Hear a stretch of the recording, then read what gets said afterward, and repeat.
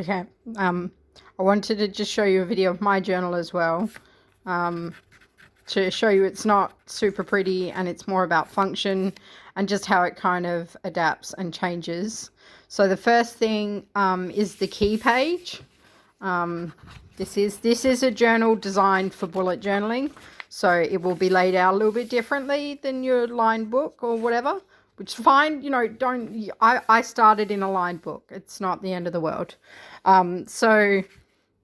Key just means what do the icons that you use mean. So for me, a dot is a task. Then I cross it out once the task is completed.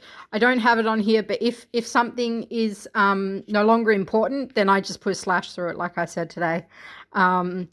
If I've migrated it, it means it's been put into the future log, or like it's been taken care of. This isn't exactly Karen writer's method, but this is my, like I said, you adapt it. Then if it's got a little that way slash, it means that the night before this thing happened. So often when I do my journal, I'll do it sort of around 8, sort of as after I've had dinner, I'll sit down and spend some time, and then I'll go up and have a shower and stuff. So I do it then. So often between 8 and bedtime, or during bedtime, something happens, and I was getting frustrated that I was kind of finishing my journal and I didn't have I didn't have space to add something that may have happened previously, like John and I had sex, or I had a nightmare, or whatever happened. So that's the night before. So I've got a way to track that. Hashtag is a symptom. So any like headaches, anxiety attack, triggers, anything like that, I track them as well. And a plus sign is a memory. This is a new one that I added. Missed Ryder, whatever. Ryder uses the little open circle.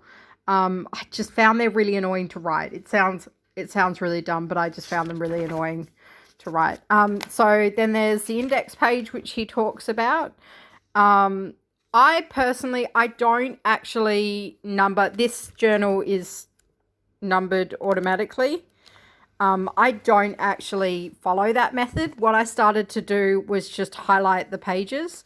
So I have pink for 1 month, and then orange for another month, and then yellow, and then I'm up to green at the moment. So every month is color coded, and I just found that a lot easier for me, instead of having index pages. But it's good to save a page for index, and then have things that maybe you do something special one day, you have a special page and you want to remember or whatever.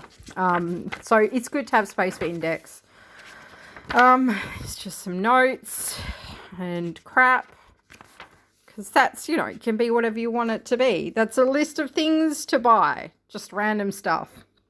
And it doesn't mean that it's all going to get brought, but that's the great thing about the bullet journal. You can make it what you want it to be. This is, or was originally, my future log. Like I said, I color code the months.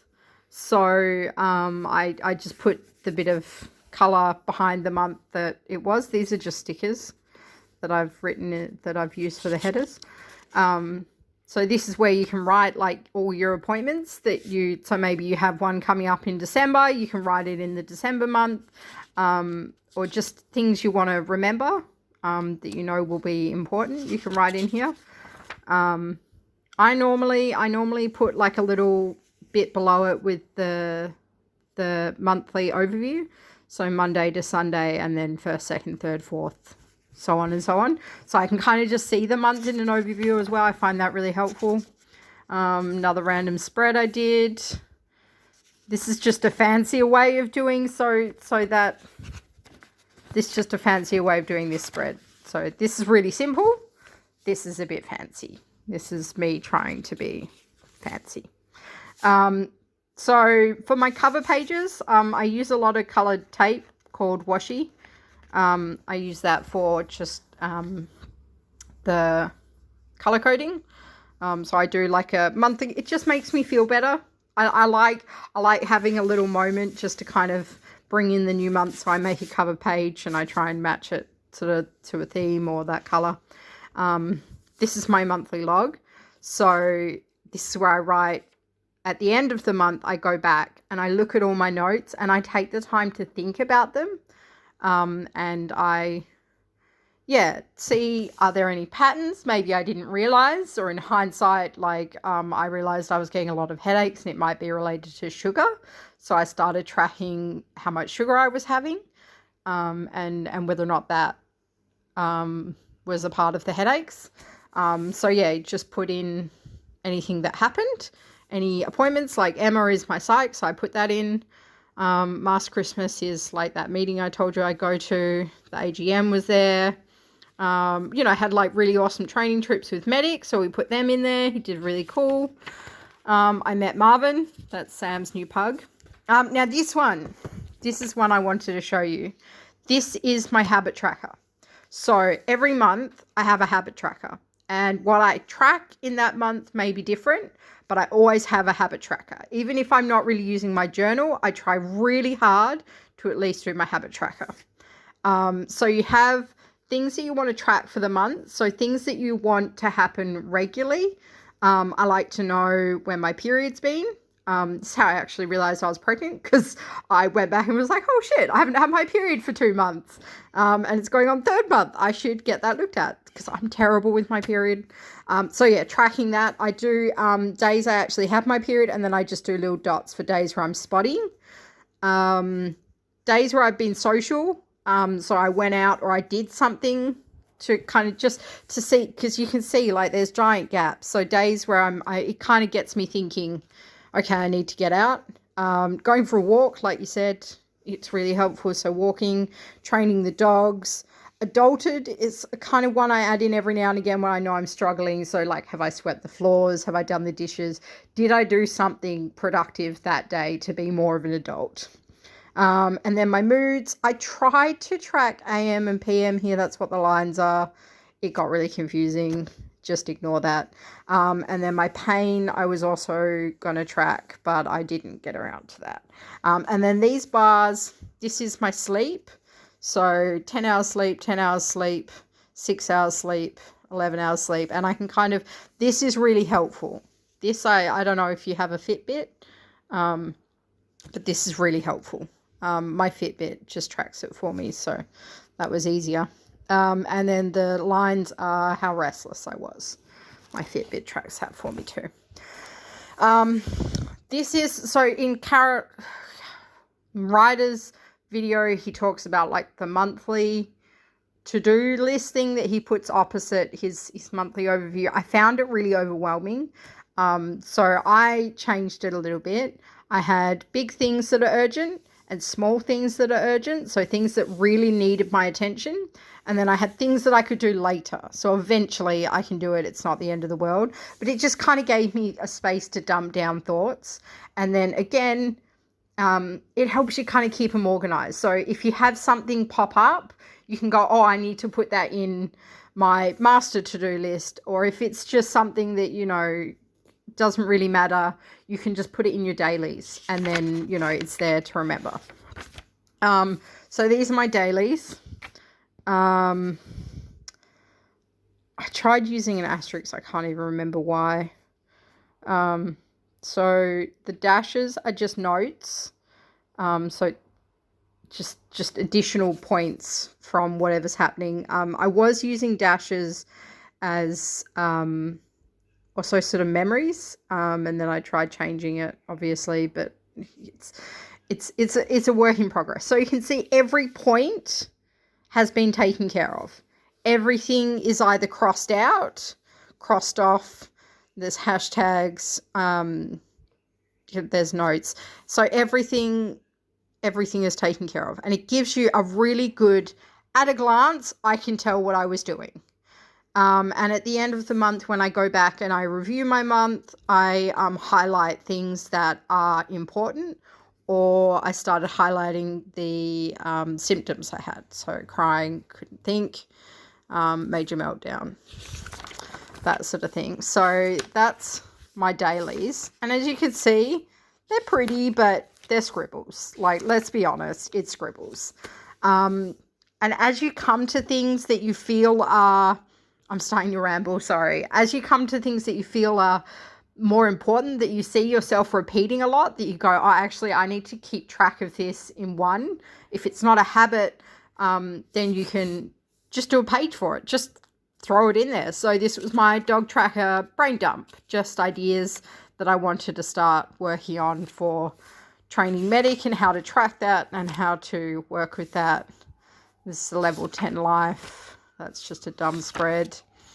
That was my cleaning thing. So I did a page for cleaning because I was like, I need to clean.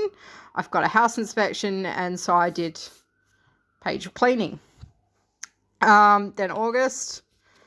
And one thing that I do, there's my review, and again, my master to do. I swapped up my habits for this month. Wasn't a huge fan of this one. You'll see I changed my habit tracking a lot.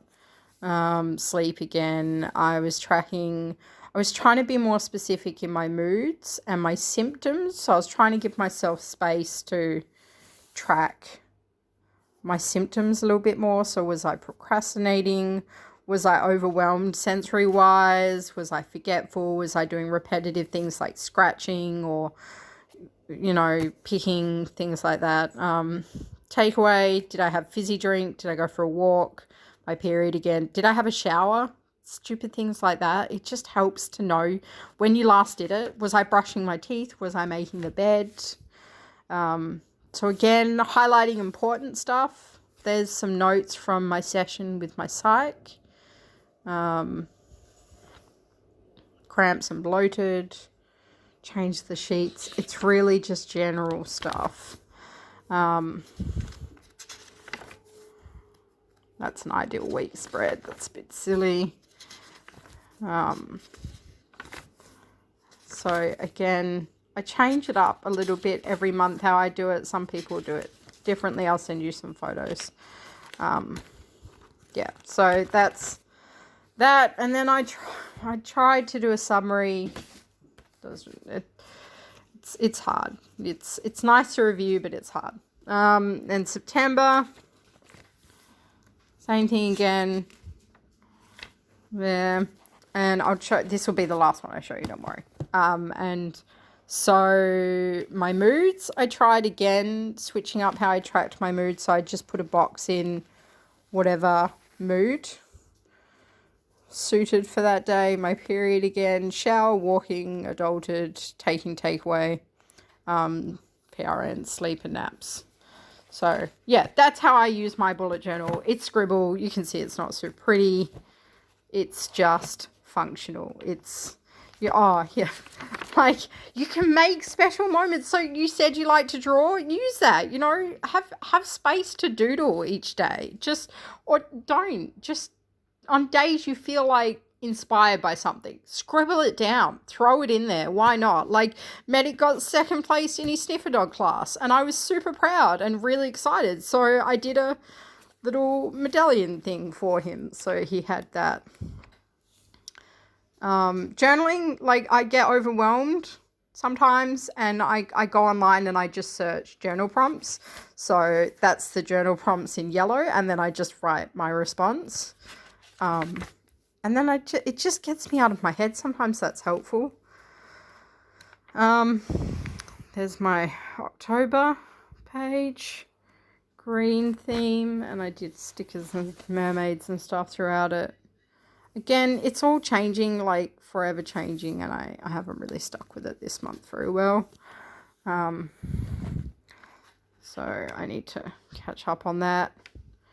And there's like my notes on autism, all the notes that I had that I felt resonated with me, and then I highlighted the ones that my psych had also seen. So, like you make pages according to, is a really terrible scribble, me trying to draw. Like I did this ad on FET. I was really proud of it. So I wrote the whole thing in here. I wrote it in there just because it felt proud and I was happy. So I did that. And then like I did a hello, I'm autistic sticker because, you know, it was a moment for me. It was something serious. So, you know, and pages that I'm working on that are still in pencil. Yeah, so that's my journal and I hope it helps.